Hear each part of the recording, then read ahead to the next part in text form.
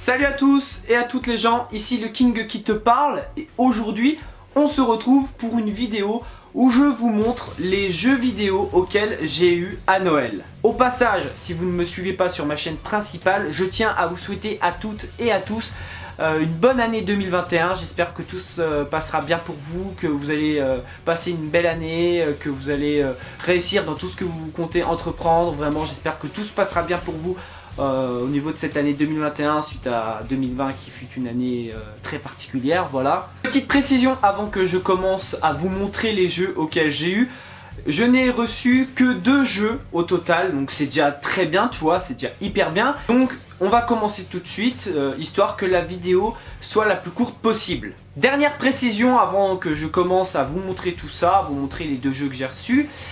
Il s'agit là d'une vidéo où justement je vous montre, mais également je vous donne mon premier retour après quelques heures à y avoir joué, parce que oui, bien évidemment, j'ai pu tester les 2 jeux auxquels j'ai reçu et y jouer du coup pendant pas mal d'heures, donc j'ai envie quand même de vous donner mon premier retour. Alors dans aucun des 2 jeux je n'ai encore terminé le jeu, même s'il y en a un j'ai énormément torché, je vous le dirai au moment opportun, mais en tout cas je tenais vraiment à vous faire un petit retour parce que ouais, ça me fait plaisir tout simplement. Le premier jeu que je vous montre s'agit d'un jeu qui fait grand débat parmi les joueurs PS4.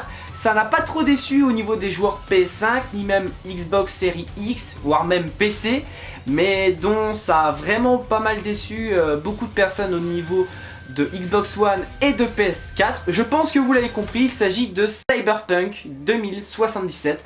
Je l'ai eu, j'y ai joué pendant quelques heures, et personnellement, moi j'ai bien aimé. J'ai pas été trop déçu du jeu. Alors oui, c'est sûr, j'ai déjà vu des vidéos de Cyberpunk sur PS5. C'est sûr que la version PS4, il y a un grand écart entre les deux.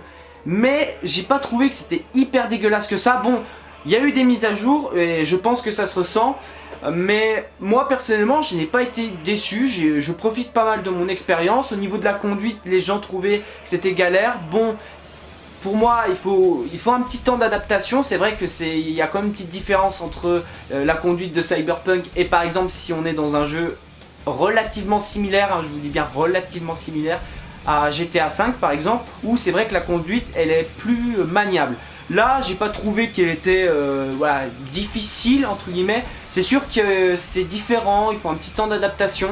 Moi personnellement, j'y ai pas eu trop de mal. Alors en termes d'histoire maintenant. Oui, avant que je vous parle du terme d'histoire, voilà, je tiens à vous parler des bugs. Alors oui, c'est vrai qu'il y a quelques bugs. C'est vrai qu'il y a quelques bugs, mais c'est des bugs assez minimes. C'est des bugs où pendant... j'en ai pas eu des masses de bugs, je dois vous le dire, j'en ai pas eu des masses. J'en ai eu un petit peu, c'est vrai. J'y ai joué 3-4 heures au jeu, mais c'est vrai que j'en ai pas eu des masses. C'est des petits bugs, par exemple, ça crache vite fait, ça crache quoi, 10 secondes. Mais toi ça sent qu'il y a quand même moins de bugs, parce que j'avais vu quelques avis où les gens disaient que ça buguait de partout, etc. Bon, moi j'en ai pas eu des masses, mais je pense que ça vient surtout grâce à la mise à jour. D'ailleurs il y en a une qui va sortir ce mois-ci si je me trompe pas. Il y a une mise à jour Cyberpunk bientôt, très bientôt. Je ne sais pas quand, dites-moi si vous savez, mais en tout cas voilà. Et maintenant j'aimerais vous parler en termes d'histoire. Et bien personnellement je n'ai pas du tout été déçu, l'histoire est très cool, où bien évidemment c'est une histoire qui se passe dans le futur, en 2077, où on va incarner V. D'ailleurs ce qui est très bien, c'est qu'on peut personnaliser notre personnage. On a 3 scénarios possibles pour le début de l'histoire, donc Gosse des rues, et puis 2 autres trucs. Moi je sais que moi j'ai fait avec Gosse des rues. Donc c'est vraiment pas mal du tout. Corpo, il y a Corpo et l'autre truc, je sais plus, le dernier mode, je ne sais plus. Mais moi personnellement j'ai bien aimé et cet aspect futuriste, cet aspect vraiment... Pour moi Cyberpunk 2077 c'est clairement un GTA, c'est un GTA mais futuriste. Donc personnellement c'est bien sympa, il y a pas mal de choses à faire, quêtes secondaires, même d'événements, par exemple tuer des criminels pour la police par exemple. Et toutes sortes de choses, donc c'est vraiment sympathique. Moi personnellement j'ai bien aimé l'histoire, du moins le début. J'ai fini l'acte 1 très récemment. Moi personnellement j'ai pas été très déçu. Après il y a un petit point que moi j'ai un peu plus de mal, mais c'est... Enfin, un peu plus de mal dans le sens que moi j'aime bien quand on a le choix. Il s'agit du mode de première personne. Là on est restreint, et c'est dommage au niveau de Cyberpunk, c'est qu'on est restreint à la première personne, on n'a pas accès à la troisième personne et moi j'aurais aimé cette possibilité. Alors oui on a accès à la troisième personne mais que quand on est en véhicule, quand on est en voiture ou en moto par exemple. On a accès à ce moment-là à la vue à la troisième personne. Là on a, sinon en dehors de ça on a que la vue à la première personne. Et c'est dommage parce que au début, alors oui vous allez dire mais c'est un genre de Fallout ou j'ai envie de vous dire mais oui c'est peut-être un genre de Fallout ou de Skyrim. Sauf que au niveau de Skyrim et de Fallout, on te propose la vue à la troisième personne si tu as envie. Là avec Cyberpunk tu es restreint et moi je trouve ça terriblement dommage. C'est dommage parce que surtout qu'au début du jeu, vraiment quand tu crées ton personnage, ça te propose de modifier l'apparence, les cheveux, la barbe, même le sexe, enfin plein de trucs et qu'au final tu peux même pas profiter de ça quoi, tu peux même pas trop profiter. Juste quand tu vas chez toi et que tu te regardes dans le miroir, à ce moment là tu peux voir ton personnage.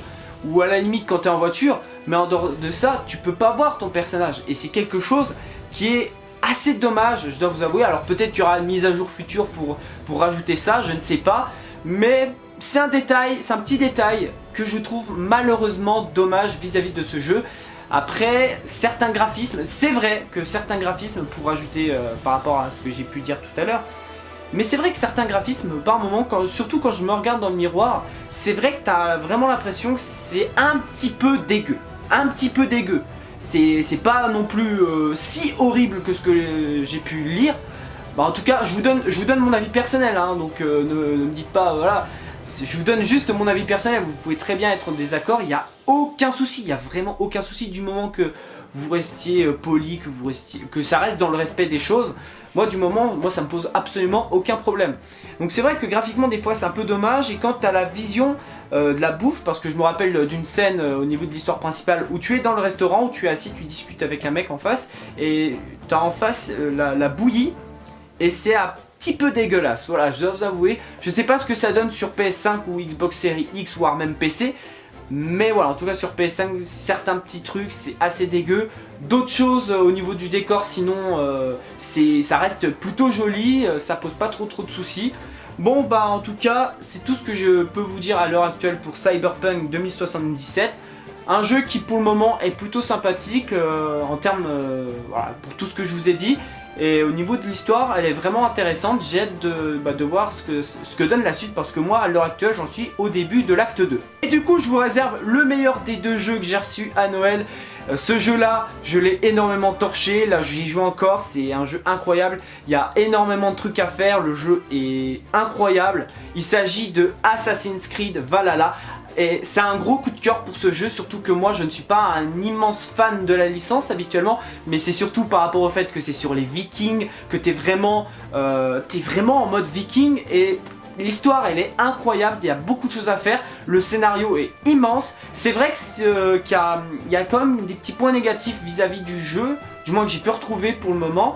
Mais gros coup de cœur pour l'univers, pour l'ambiance, pour même les musiques quand t'es sur ton navire. Par les Skalds, je crois, qui sortent de poètes, par les Skalds, si je me trompe pas. Honnêtement, c'est vraiment stylé, j'aime beaucoup. Graphiquement, en tout cas sur PS4, pardon, qu'est-ce que je dis? Graphiquement, c'est déjà très beau. J'imagine même pas ce que ça donne sur PS5. Et honnêtement, ouais, l'histoire, elle est très prenante. L'histoire est vraiment très sympa. Moi j'ai adoré ce jeu, j'ai adoré. Surtout que tu as accès à quand même pas mal de petits pays. Tu commences, t'es en Norvège, ensuite tu arrives en Angleterre. Enfin voilà. Et surtout qu'il y a des petits DLC qui vont arriver par la suite. Donc la colère des druides et le siège de Paris, pardon. Il y avait aussi une petite quête bonus que j'ai pas encore faite pour l'instant. Mais gros coup de cœur, vraiment pour l'histoire, pour l'ambiance, pour l'univers, les musiques. Ouais, en tout cas, et pour ce qu'il y a à faire, franchement, il y a pas mal de petits trucs à faire dans le jeu. Donc vraiment, moi j'ai adoré, en tout cas, j'ai joué énormément d'heures, hein, énormément. Comparé à Cyberpunk, comme je vous ai dit, j'ai joué 3-4 heures à peu près. Celui-là, j'ai joué bien plus, hein. Pour vous dire à quel point j'adore ce jeu, il est vraiment incroyable. Donc du coup, je ne sais pas si vous y avez joué. Si jamais c'est le cas, si jamais vous êtes en train d'y jouer, bah, n'hésitez pas à me donner votre avis sur le AC Valhalla. Pour l'instant, j'adore l'histoire, l'ambiance, les musiques, les trucs qu'il y a à faire, les paysages, surtout que les maps sont immenses. Et la possibilité de choisir un viking ou une viking, voilà, il y a pas mal de choses auxquelles j'adore vraiment. Après, bien évidemment, j'allais oublier de vous en parler, mais il y a quand même un petit point négatif, c'est que c'est assez répétitif. J'ai pas envie de vous spoiler le jeu, mais il y a un moment, c'est assez répétitif, tu vois. Il y a sur certaines quêtes, c'est assez répétitif, ou en tout cas des séries de quêtes. Et malgré pour moi que ça soit super efficace, c'est un peu un point négatif que j'avais aussi relevé dans Ghost of Tsushima, c'est au niveau de la répétition de certains trucs. Mais pour moi, ça reste quand même, ça reste efficace. Ça marche. Pour moi, il y a son petit effet quand même. Ça peut ne pas plaire, ça peut en saouler, il n'y a pas de souci, mais en tout cas, pour moi, ça marche vraiment pas mal. Donc, personnellement, Assassin's Creed Valhalla, c'est un jeu auquel, malgré voilà, les petits points, les petits défauts, comme je vous ai dit au niveau de la répétition, malgré ça, c'est un énorme jeu et bah, du coup, j'ai hâte de continuer, j'ai hâte de terminer le jeu et puis j'ai hâte de jouer aux 2 DLC quand ils seront disponibles. Dernière chose vis-à-vis de Assassin's Creed Valhalla, juste pour vous dire, me donner un petit peu de quoi ça parle, mais vraiment très vite fait. On commence tout simplement, on incarne Eivor, l'ami des loups, qui est le personnage principal. On est en Norvège et qui, avec son frère adoptif Sigurd, vont d'abord se venger de quelqu'un. Voilà, vont se venger, je vais pas vous dire qui et le pourquoi du comment. Et ensuite, ils vont être forcés de quitter la Norvège pour se reconstruire eux et leur clan dans un nouvel endroit qui va être l'Angleterre. Voilà, et donc du coup ils vont devoir se forger des alliances, etc.